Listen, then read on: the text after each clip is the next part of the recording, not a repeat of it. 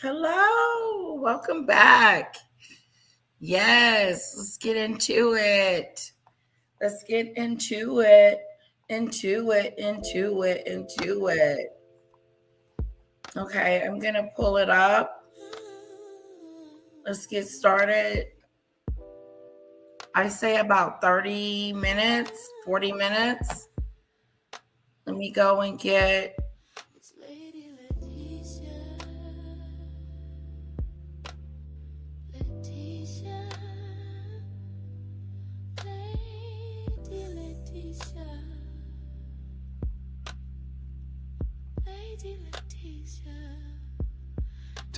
When he arrived. Okay. Weddings, Niagara Fall, Disneyland.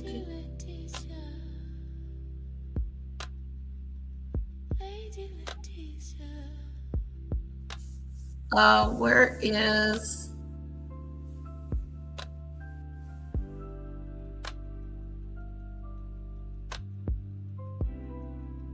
hold on.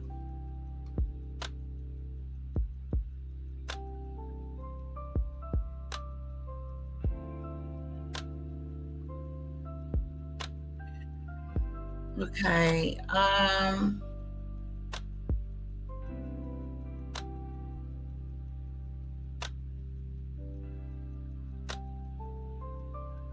Is CC in here? CC. I'm looking for.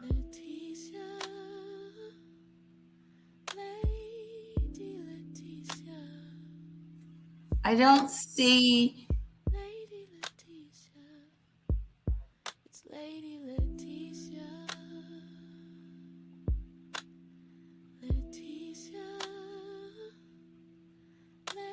Okay.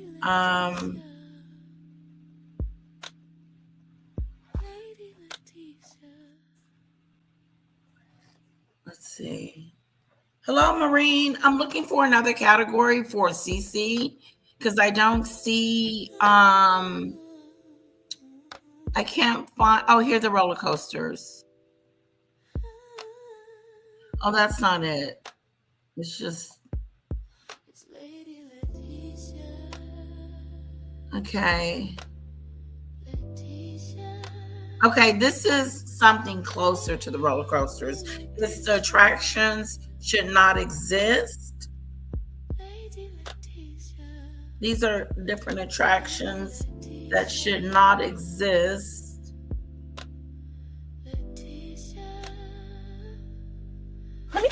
Hello, everyone.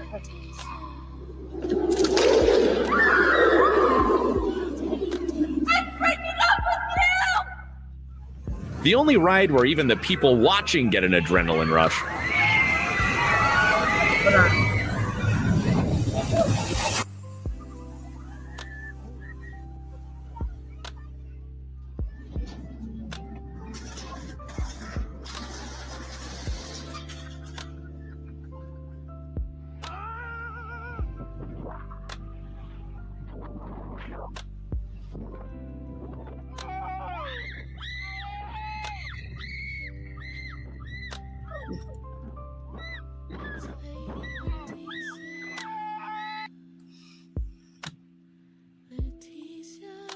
Okay, we'll watch a little bit of that. I have a lot of different, um, different. So we will here. I'm going to do this one, Marine.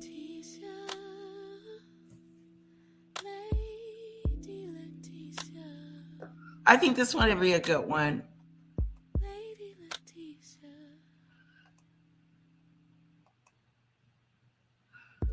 Hold on. Okay, that's doing its thing. Okay.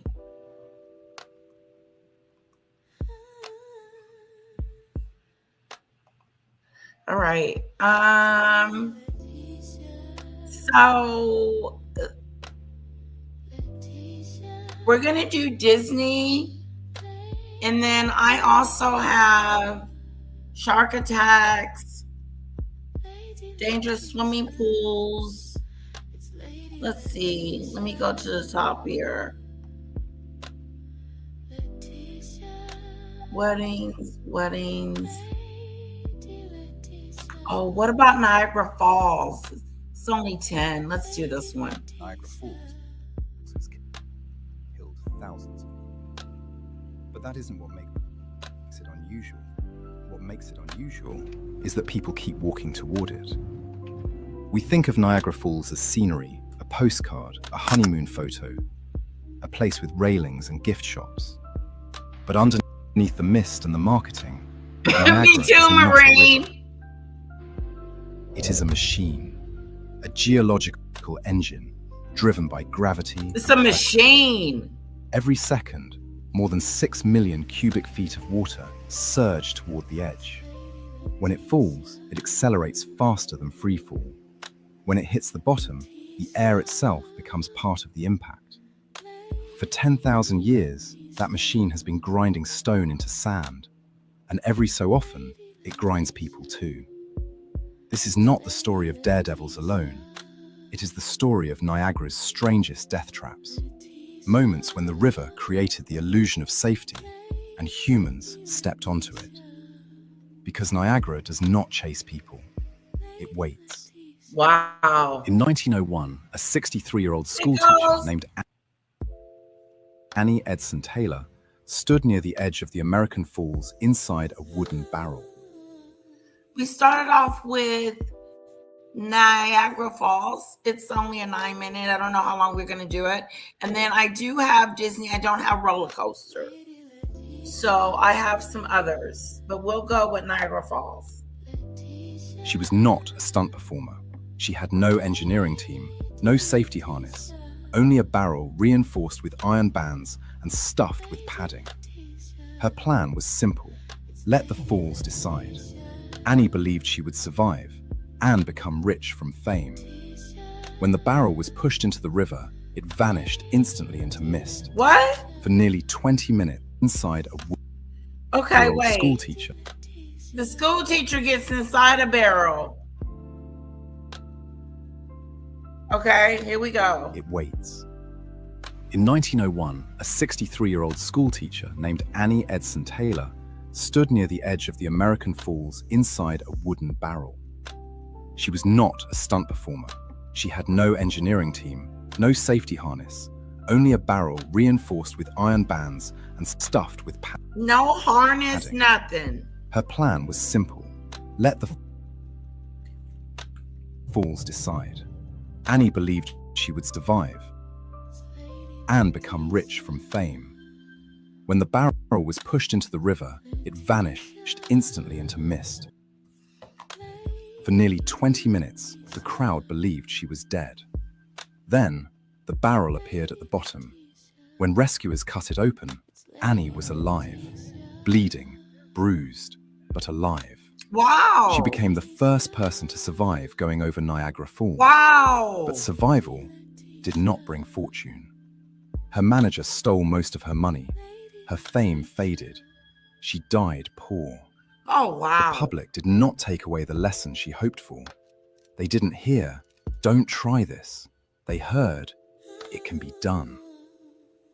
After Annie Taylor, Niagara Falls became a challenge instead of a warning. Men built barrels, steel drums, rubber spheres. Each new device promised better protection.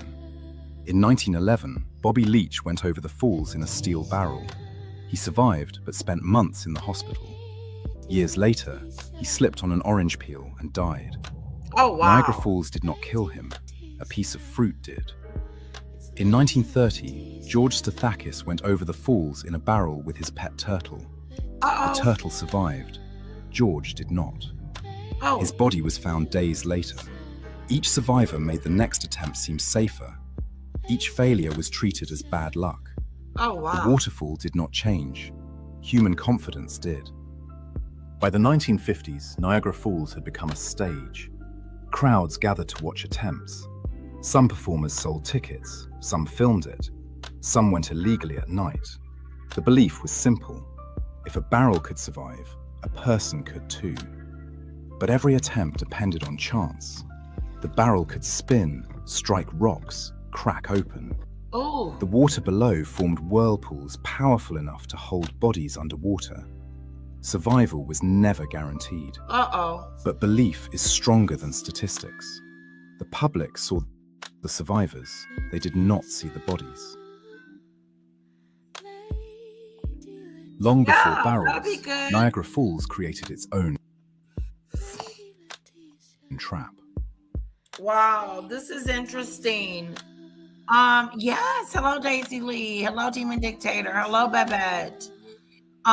Yes, and guess what? We will let's see how many minutes. Yeah, we're only gonna do like 30 minutes, another 20 minutes of this, and then I'm gonna let you lovely people go. But this is the Niagara Falls. They're going over on a barrel. Like, what idiots. Every winter, ice built up below the falls, forming a natural bridge across the river. People walked across it. They bought snacks from vendors on the ice. Photographs were taken. It looked solid.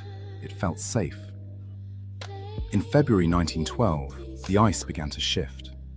3 people were stranded on it: a man, his wife, and another woman. The ice started breaking apart.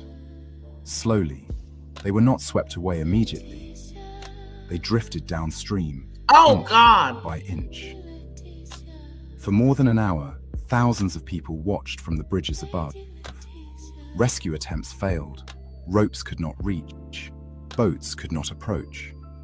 At one point, the man lifted his wife and threw her towards safety.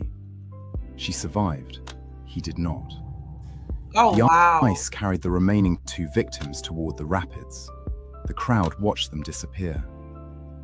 Niagara did not strike quickly. Wow, It he made threw his wife. watch. In 1918, Niagara created another trap. Another 2 trouble. men were working on a rusted barge called a scow when it broke loose from its tow. The current dragged it toward the brink. It stopped just yards from the edge. For 19 hours, the men stood on that barge, trapped between rescue and death. The water roared behind them. The drop waited in front of them. War veteran William Red Hill Sr. organized a rescue attempt using ropes and pulleys. He crawled out over the rapids in the dark, untangled lines, pulled the men back one at a time. They survived. The scow remained. It is still there today. You can see it rusting near the Wow. edge. A permanent reminder that sometimes Niagara does not kill immediately. Ooh. Sometimes it makes you wait. Wow. Niagara feels eternal, but it can be silenced. In 1848, an ice jam stopped the river completely for nearly a day. And in 1969, engineers intentionally turned off the American Falls to study its crumbling rock face. We know the falls can go dry, but for the people trapped on the ice bridge and the iron scow, the water was very much alive. The danger was not mystery, it was movement. As disasters piled up, so did inventions. Barrels became stronger. Designs became more complex. Some added air tanks. Some added shock absorbers. Each improvement created the illusion of mastery. But Niagara Falls was not a machine. It could not be tuned. It could not be predicted. By the 1960s, the falls had become a magnet, not just for stunts, but for desperation. Not performers, not engineers, people who wanted to disappear. The falls became symbolic, a place where endings vanished. Many bodies were never recovered. Water erased evidence. Time erased stories. In 1995, Robert Overacker rode a jet ski over Niagara Falls. He wore a rocket-powered parachute. The plan was to clear the falls Oh and wow. deploy the chute mid-air. The parachute failed. Overacker survived the drop, but he drowned in the water below. Oh wow. Technology lost to gravity again. When a person goes over Niagara Falls without protection, their body experiences forces it was never designed to survive. Woo! The drop is more than 160 feet. Water accelerates faster than freefall. At the bottom, the body collides with water pressure, rock, air turbulence, bones fracture, organs rupture. Oh, Some victims are found months later. Some are never found at all, which is why Niagara became attractive to those who wanted to vanish. It was not just death, it was disappearance. wow. Niagara Falls is not just a waterfall, it is a symbol, power, finality, fame. People who challenged it believed, if I survive, I become legendary. If I die, I disappear. Both felt meaningful. And meaning is dangerous, because danger becomes acceptable when it feels important. Mm. By the late 20th century, authorities banned stunts. Barriers were built, patrols increased, the era of challenge ended. Not because the falls became safer, but because too many people misunderstood survival as permission. Niagara Falls was never conquered. It was misunderstood. The people who went over it did not master nature. They gambled with it. And sometimes, the house lost. But most of the time, the house won. The barrels rotted. The bodies vanished. Wow. The fame faded. The water kept falling.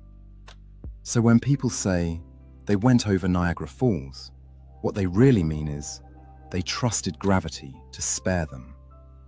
And gravity does not make promises. Hey, I'm Nathan Cole from Fatal All right. Oh, the most stupid Disneyland deaths ever recorded. Okay. Files, and I went down a rabbit hole on some of the dumbest Disneyland stories. And what got me wasn't how extreme they were. It was the fact that it's Disneyland. From a dad stepping into a moving parade just to get a better picture with his kid, to someone getting irritated over a simple refusal and turning it into something it never needed to be.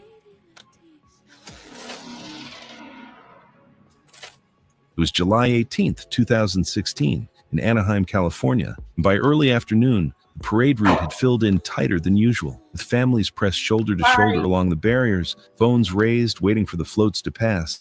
And from a distance, everything still looked smooth, even though the space between the moving platforms and the crowd had already started to narrow. That's where Daniel Reyes, 36, made a decision that only takes a second to commit to, but doesn't leave room to undo. He was there with his wife and their 8-year-old son, Mateo, on their first trip to Disneyland. It was something they had planned for months, saving where they could, booking everything carefully, building the kind of trip you tell your kid is going to be unforgettable. Daniel worked as a delivery driver, long hours, steady routine, not the kind of job that leaves a lot of room for breaks like this. But this trip mattered to him. He was the one who insisted they do the parade, the photos, the full experience. He wanted Mateo to remember it. I get that mindset more than I probably should, because when you're with family, especially kids, there's this pressure to make moments feel bigger than they actually are. And by that point in the day, they already had a phone full of pictures, poses with various characters and attractions, the kind of everyone takes on at Disney. But Daniel wanted something different, something funny, something that would stand out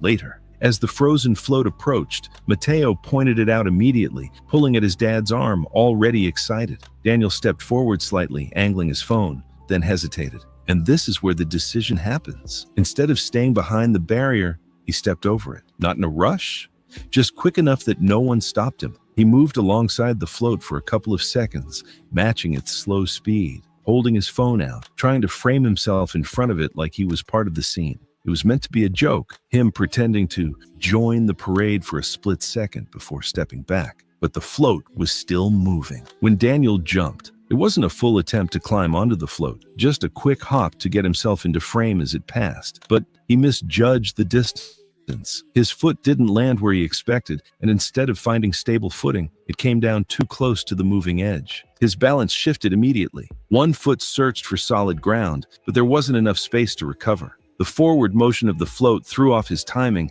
and within seconds, his footing gave out. He tried to step back, but his movement was out of sync with the float beside him. He lost balance and fell backward onto the pavement, landing hard on his side and back. For a moment, it still looked like a normal fall, but the float continued forward at the same steady pace, and he was now directly behind it, within the clearance space near the rear section. As he tried to get up, the distance closed too quickly. The rear structure made contact first, knocking him back down before he could regain his footing. The vehicle continued moving, and by the time the operator recognized what was happening and initiated a stop, the float had already moved over him. People nearby started reacting, but not immediately. For a few seconds, it still looked like someone trying to get back up. Then, it became clear something was wrong. Emergency responders reached him within minutes, but the injuries were already critical. The report later confirmed severe blunt force trauma consistent with being struck and run over by a moving vehicle,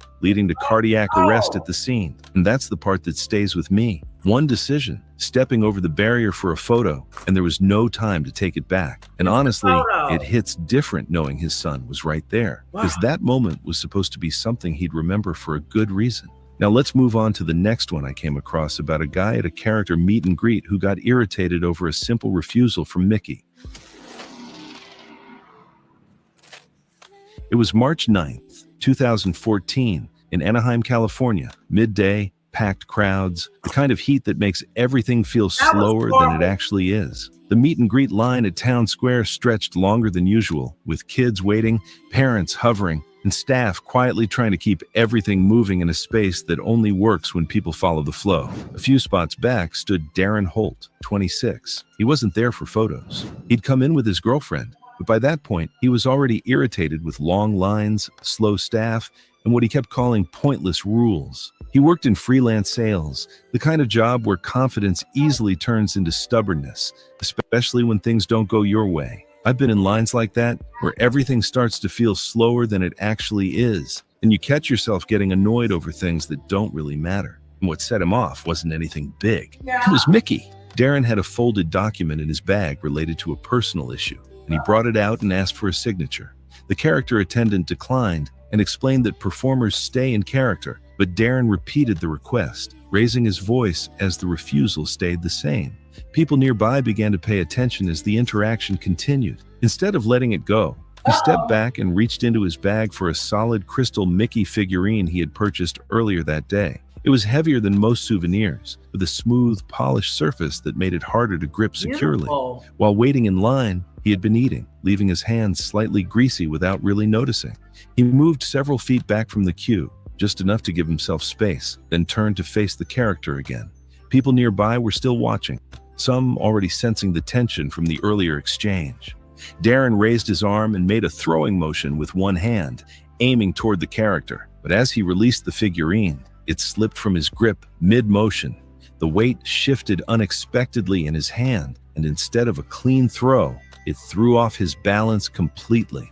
His upper body leaned back as he tried to correct, but his footing didn't follow. He took a quick step backward, then another, trying to stabilize himself, but his movement had already gone out of sync. The ground beneath him wasn't perfectly even, and with his weight shifting too fast, he couldn't regain control. He lost his balance and fell backward onto the brick pavement, landing hard on his back and neck. The impact didn't look dramatic at first, just a fall, but the angle of it forced his head and upper spine into the ground with more force than it appeared. For a moment, people hesitated. It still looked like something he might recover from, but he didn't move. Staff approached quickly and began clearing the area as bystanders realized he wasn't getting up.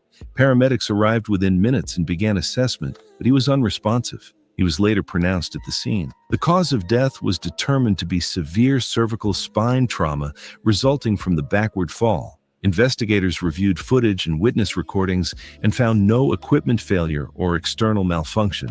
The sequence came down to a single moment: the loss of grip, the shift in balance, and the fall that followed. For me, this wasn't about crossing a line. It was a few small decisions that led to one fall he couldn't stop.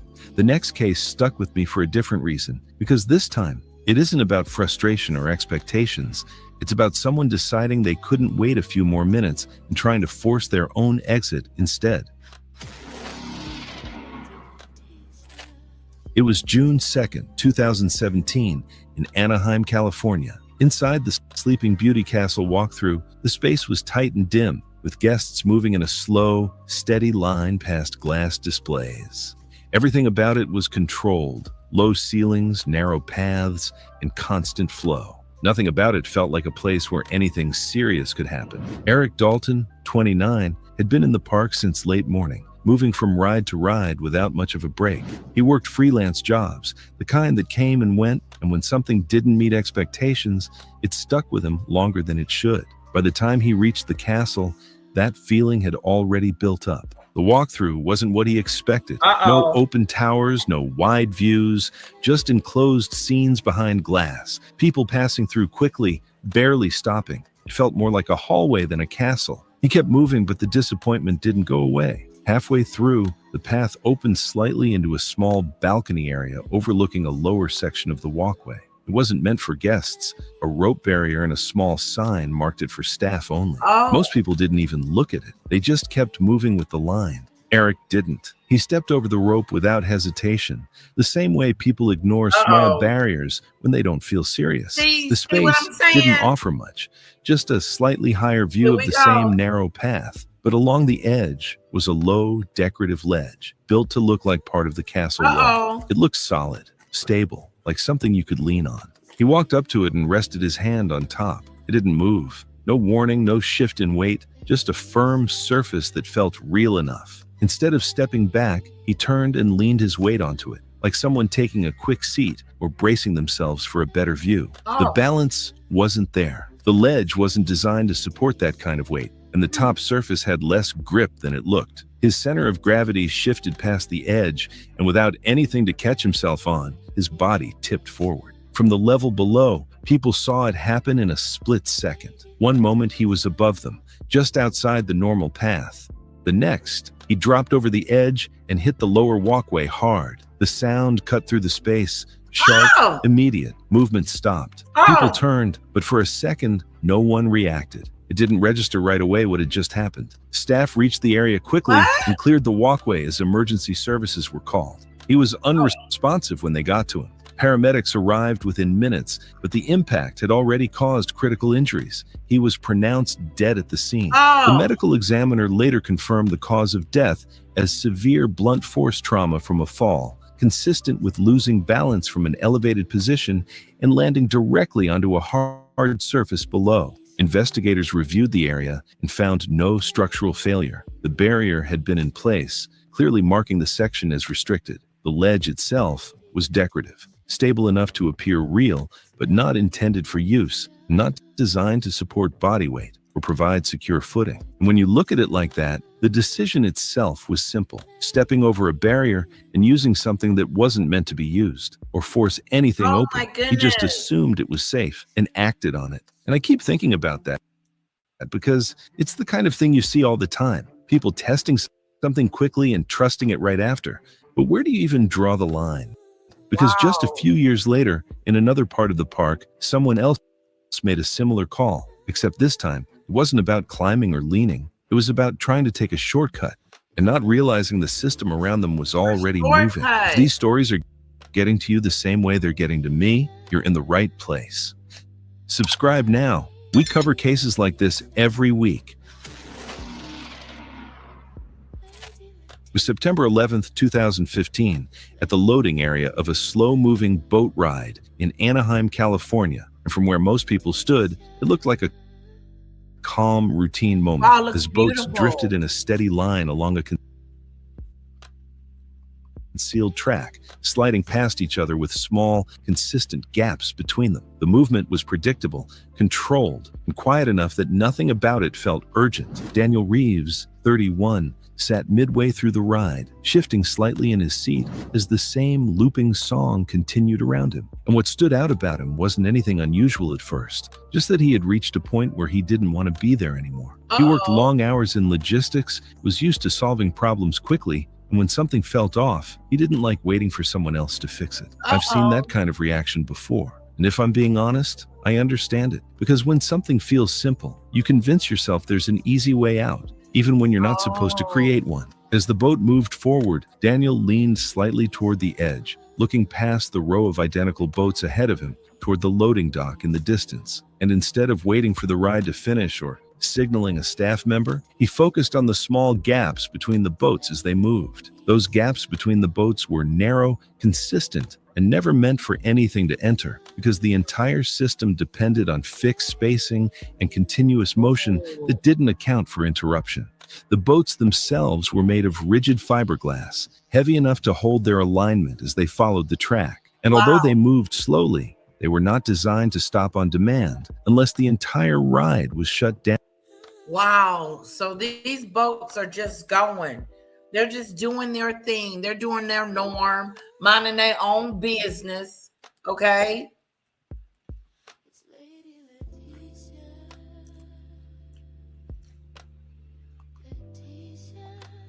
Down, which meant the spacing, timing, and movement all remained constant regardless of what happened inside that space. Daniel shifted forward in his seat and then stood up, drawing a few glances. He moving. He's on the go.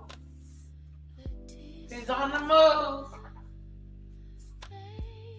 He's on the move.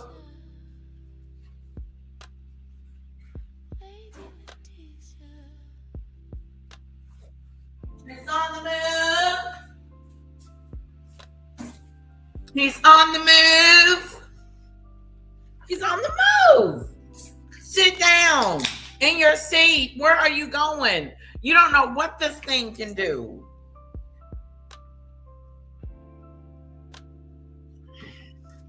Am I right? Like, this is just reeks of danger.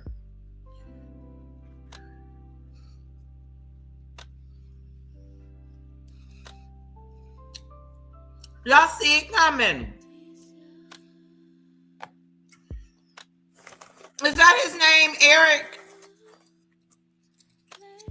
See, Eric. Ugh. From nearby riders who noticed the movement but didn't react immediately, since it didn't look urgent at first, just someone adjusting position in a slow-moving ride where nothing seemed to escalate quickly. That hesitation allowed him to continue, because without an obvious sign of danger, no one stepped in. He stepped onto the edge of his boat and tested his balance briefly before shifting his weight forward and attempting to step across to the next one as it moved alongside.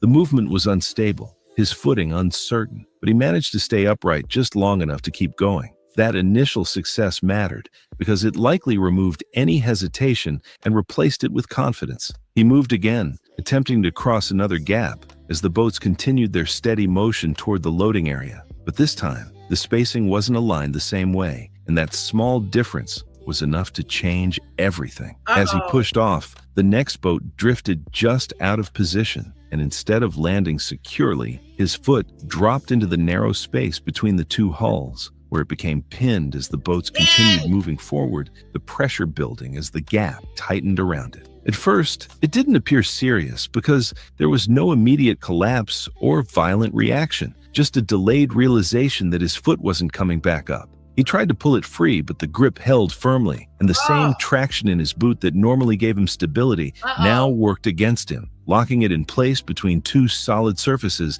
that continued to move without stopping. As the system carried the boats forward, his leg remained pinned, and his balance gave out as his upper body pitched forward, leaving him reaching for support that didn't exist because everything around him was moving at the same controlled pace. People nearby began to notice the shift, but by the time the urgency became clear, he had already lost the ability to recover. The motion of the ride kept his leg locked in place as his body dropped awkwardly against the edge of the boat and surrounding structure, limiting his ability to pull himself up or reposition. Although a ride operator was alerted and initiated a stop, the system slowed gradually rather than instantly, and those few seconds allowed the situation to worsen beyond recovery. By the time the ride came to a full stop, his leg remained trapped while his upper body had been forced into a compressed position against the boat and surrounding structure, restricting his ability to breathe or free himself. Staff reached him quickly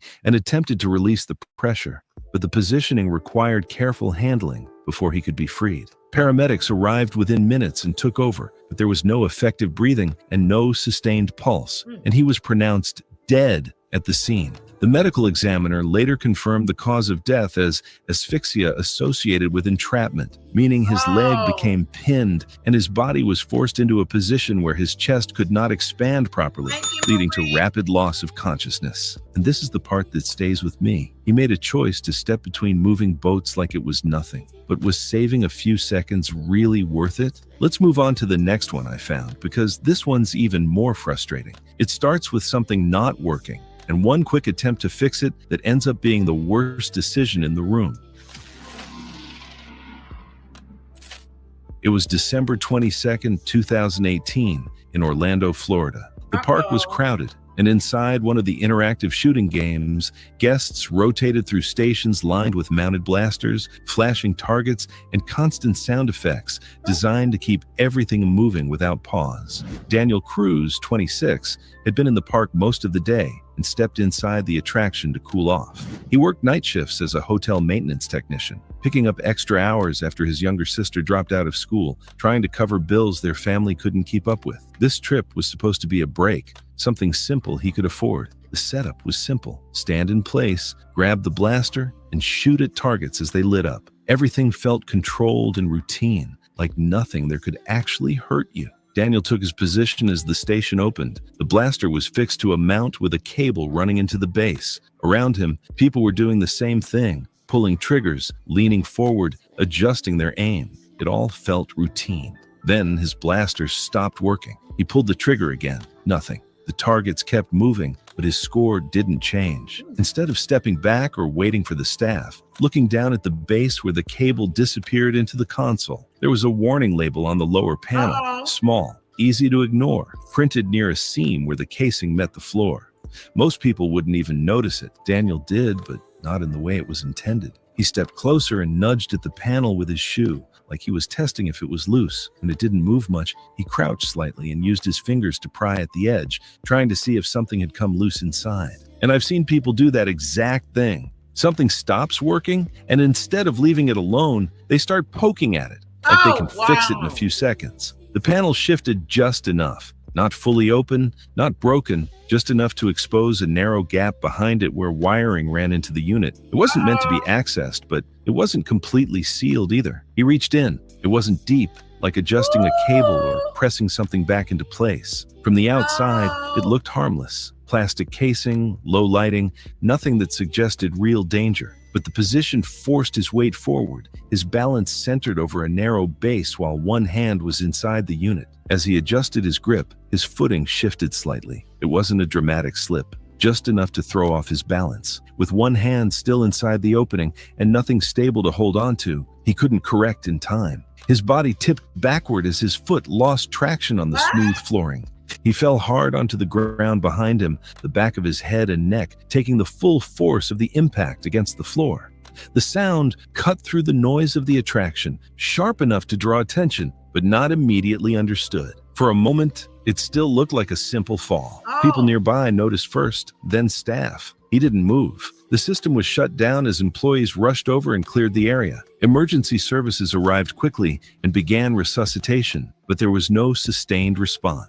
He was pronounced dead shortly after. The medical examiner later ruled the cause of death as severe blunt force trauma to the head and cervical spine, consistent with a backward fall onto a hard surface. Investigators found that the panel had been partially loosened, but there was no equipment failure. The unit was not designed to be accessed, and the risk came from reaching into a restricted space while off balance. And when you break it down, the part that stands out isn't the equipment. It's how simple the decision was. He didn't break anything open completely, didn't force tools into it. He just saw something not working, pushed at it a little, and reached into a space he wasn't supposed to touch. It's the kind of thing people do all the time. Tapping machines, checking cables, trying to fix something in the moment because it feels faster than waiting. And most of the time, nothing happens. But this time it did. And that's what makes it feel so unnecessary. Today, we're counting down. All right, you lovely people. I want to thank you for joining me today, being a part of this live. Thank you, thank you, thank you. We will come back and do this again. And I love you guys. Thank you, Pickles. Thank you, Marine. Thank you, CC. Thank you, people in the bushes. Hit the like button and hit the subscribe button. I love you guys. Have a wonderful afternoon.